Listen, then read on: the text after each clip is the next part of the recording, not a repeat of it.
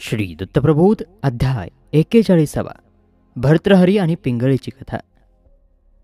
अध्यायाला सुरुवात करूयात. अवंती नगरी ही अतिशय सुंदर होती. या नगरीत श्री महाकाळ श्री शंकरांचं तीर्थस्थान होतं. ते तीर्थस्थान शिप्रा तटावरती होतं.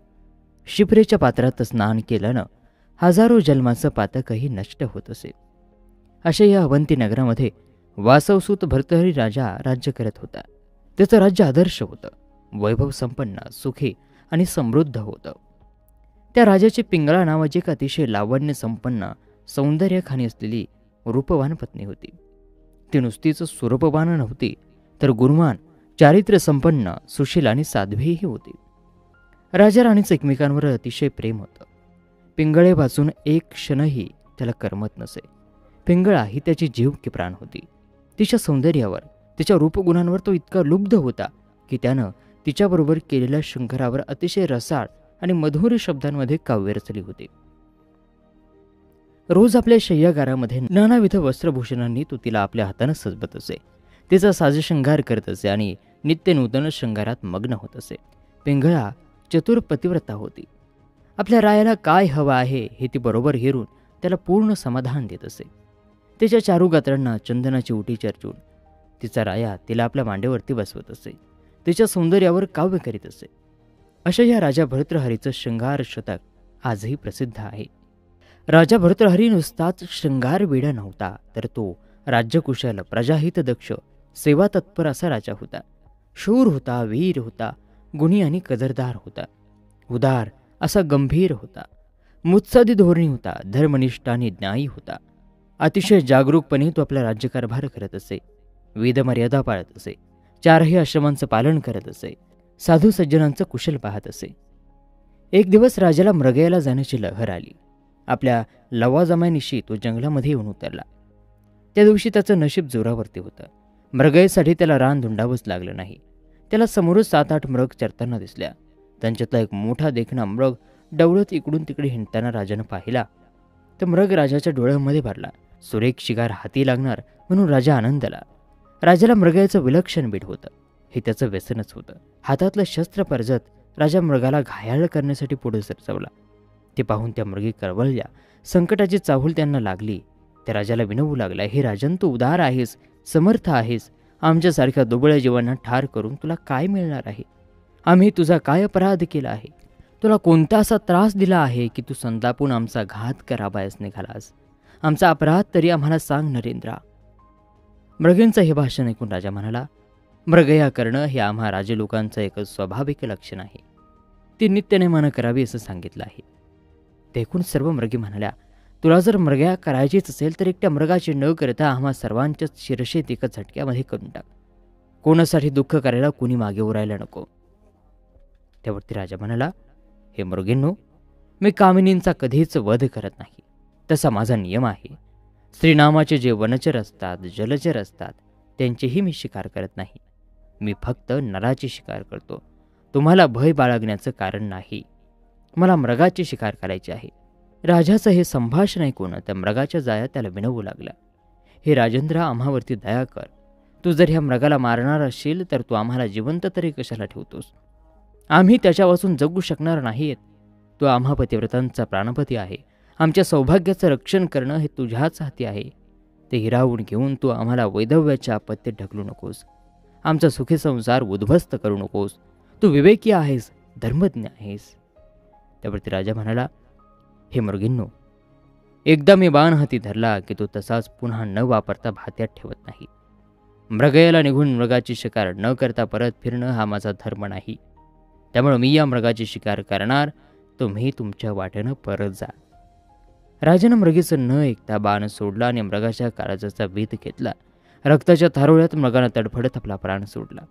त्याच्या भोवती त्याच्या प्रियतमा त्या 7 मृगे जमल्या. त्यांना शोकवेग आवरेना. स्वामी, फक्त एका क्षणासाठी थांबा. तुमच्या मागोमाग आम्ही येतो. ही वियोग उर्मी आम्हाला हा सहन होत नाही. या, आलो बघा आम्ही तुमच्या पाठोपाठ. असं म्हणून त्यांनी मृतमृगाच्या शिंगावर धाव घेऊन आपला देह झोकून घेतला. त्या अंकुशदार शिंगांनी मृगींची पोटं फाडली आणि 7ही मृगी क्षणभरातच गतप्राण होऊन मृगाशेजारी पोहोचल्या. राजा स्तिमित होऊन हे दृश्य पाहत होता. त्याला आश्चर्य वाटलं, माणूससुद्धा इतक्या काटेकोरपणानं धर्म पाळत नसेल. हे सारे तर पशु. त्यांना विचार करायची चिंतन शक्ती मानवाहून कमी असते. पण असं धर्मपालन मानवजातीमध्ये सापडणंही विरळच. राजाला एकीकडे वाईट वाटलं की या मृगाची आपण शिकार केली आणि म्हणून ह्या 7 जणींनी हकनाक स्वतःची हत्या करून घेतली. राजानं ती सारी कलेवर राजवाड्यावर नेली आणि पिंगळे पुढे ठेवली. एका मृगाबरोबरच्या त्या 7 मृगे मृतावस्थेत बघून राणीलाही आश्चर्य वाटलं. तिला खेद झाला की राजानं आपला ब्रीद सोडला आणि मृगींवर बाण चालवला. तिनं काकुळतेला येऊन विचारलं, नाथ, हे आपण काय केलं? आपण आपला ब्रीद विसरला? राजा म्हणाला, नाही पिंगळे, मी फक्त मृग मारला आणि पतिव्रता धर्माचं आचरण करणाऱ्या या मृगींनी आपला प्राणनाथ गेला म्हणून त्याच्या पाठोपाठ आपले देह ठेवले आणि या इहलोकीची यात्रा संपवली. याचं मला खरोखर कौतुक वाटतं, आदर वाटतो. माणसाला सुद्धा जे जमणार नाही ती या प्राण्यांमध्ये पाहून मी थक्क झालो पिंगळे.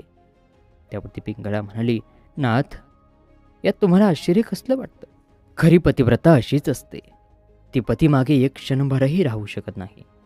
या मृगींना मी मात्र पतिव्रता म्हणणार नाही, कारण त्यांनी ढालगजपणानं स्वतःची आत्महत्या केली, देह नासवंती केली. आत्महत्या ही धर्मशास्त्राविरुद्ध आहे. पतिव्रता कधीही आत्महत्या करणार नाही. राजा, पतिपतनाची बातमी समजतात ती उभीच्या उभी साऱ्या संवेदना संपवून कुचलेल, संकल्प विकल्पाचं कारण संपवून परलोकात गमन करील. असा उभ्या उभ्याच देह सांडणारी ती खरी पतिव्रता. राजा म्हणाला, अशी पतिव्रता या जगात असेल तरी का, की जी फक्त पती निधनाची बातमी ऐकता क्षणीच आपला देहभाव सारा टाकून पंचतत्वात विलीन होईल? मला नाही पटत तुझं म्हणणं पिंगळे. बोलणं फार सोपं आहे, कृतीत आणणं महाकर्म कठीण. त्यावरती पिंगळा म्हणाली, राजेंद्रा, असं घडलं नाही तर ती पतिव्रता कसली? तिनं कसलं पुण्य मग गाठीशी बांधलं असं म्हणायचं? ती जर खरी पतिव्रता असेल तर ती जन्म मरणाच्या फेऱ्यातून आपलं अस्तित्व टिकवूनच मुक्त होईल आणि खरा धर्म आचरेल. आत्महत्या करण्यासारखं दुसरं मोठं पाप नाही. या पापाला शिक्षा गर्भवासाची, म्हणजे पुन्हा जन्माला येण्याची. हा जन्ममृत्यूचा वनवास राजा शरीर टाकून कधीच संपणार नाही. त्यासाठी आत्मदहन हवं, आत्म्याचा त्याग हवा. पिंगळेचंही बोलणं सगळंच्या सगळं राजाला पटलं नाही, पण आत खोलवर जाऊन रुजलं. ते त्यानं लक्षात ठेवलं. असेच काही दिवस गेले. राजा राजकारभाराच्या गडबडीत मग्न होता. पिंगळेशी झालेला तो संवाद विसरून तो गेला होता. प्रजेच्या कल्याणासाठी विविध कार्य करण्यात, कार्याच्या योजना आखण्यात तो रमवून गेला होता. न्यायदानाच्या कामात त्याचे तासन तास निघून जात असत. असे दिवस मागून दिवस गेले. राजाला एक दिवस पुन्हा शिकाराला जायची लहर आली. आपल्या प्रधानासह आणि सेनेसह तो शिकारीला एका घनदाट जंगलामध्ये गेला. तिथं मृग आणि मृगी पाहून त्याला सर्व जुनी गोष्ट आठवली. त्यावरचं पिंगळेचं बोलणंही आठवलं आणि मग राजाला पिंगळा राणीची थोडीशी गंमत करायची हुकी आली. त्याने एक बेत मनाशी आखला आणि त्या बेतात बरोबर असलेल्या प्रधानाला आणि काही सेवकांनाही त्यांनी सामील करून घ्यायचं ठरवलं. समोर आलेला मृग त्यानं तसाच सोडून दिला आणि रान धोंडत तो आपल्या सेनेसह पुढं जाऊ लागला. पुढे जात असताना बलदंड वनराज त्याला दिसला. भर्तृहरीचे बाहू त्याला पाहून फुरफुरले. शस्त्र हाती घेऊन त्यानं सिंहाशी सामना केला. सिंहाला ठार मारलं. सिंह ठार झाल्याचं पाहून राजाला आनंद झाला. हे शिकार चांगली झाली म्हणून राजाच्या बरोबरचे लोकही खुशीत होते. अशा वेळी भर्तृहरीनं प्रधानाला जवळ बोलावलं आणि सांगितलं, राणी पिंगळाच्या वचनाची सत्यसत्यता, त्याची यथार्थता मला आजमावून पाहायची आहे.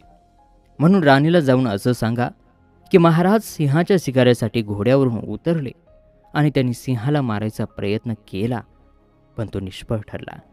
त्या भल्या थोरल्या माजलेल्या सिंहानं राजांनाच ठार केलं. असं म्हणून सिंहाच्या रक्तात हे माझे कपडे बुडवा आणि तिच्यासमोर ठेवा. कुठल्याही स्थितीत सत्य गोष्ट तिला सांगू नका.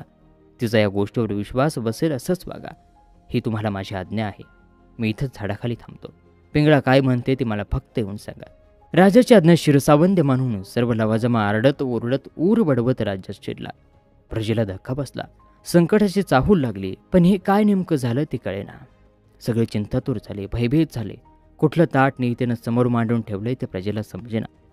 राजाबरोबर गेलेले लोक येताना काहीतरी दुःखद बातमी घेऊन आले आहेत हे अंतपुरात समजलं. पण पिंगळा शांत होती. तिनं आपल्या अंगणात जाऊन बघितलं. तुळशी वृंदावनातलं तुळशीचं रूप जसंच्या तसं टवटवीत होतं. राजाच्या जिव्हाळा कोणताही उपाय झाला नसल्याची ती ग्वाही होती. ते पुन्हा आपल्या महालामध्ये आले. तेवढ्यात प्रधान काही सेवकांसह तबकात राजाचे रक्तानं माखलेले कपडे घेऊन उभे राहिले.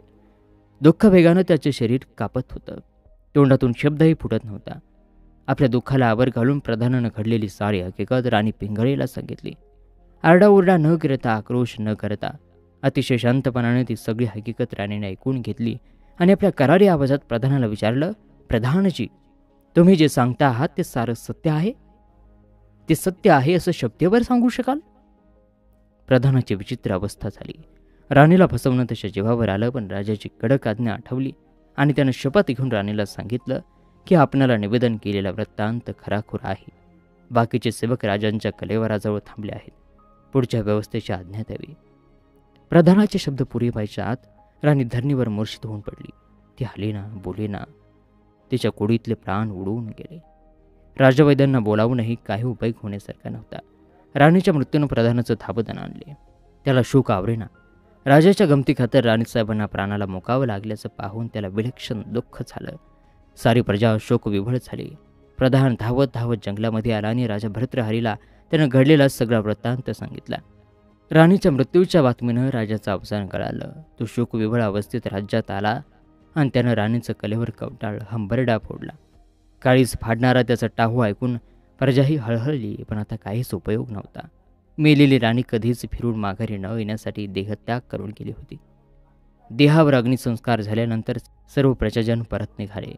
राजा अंगाला राख पासून तिथंच बसून होता. पिंगळा पिंगळा करीत आक्रोशात उभा होता. प्रधानजीनं 4 समोपचाराच्या जगरीतीच्या गोष्टी सांगून राजाला समजवण्याचा खूप प्रयत्न केला, पण व्यर्थ. राजाचा शोक आवरेना. प्रधानानं राज्यात परत चालण्याची विनंती केली. तेव्हा संतापून राजानं सांगितलं, ते राज्य, ते वैभव मला काही नको. त्याचा तुम्हीच उपभोग घ्या. मला विरक्तच राहू द्या. पुन्हा पुन्हा विचारून मला त्रास देऊ नका.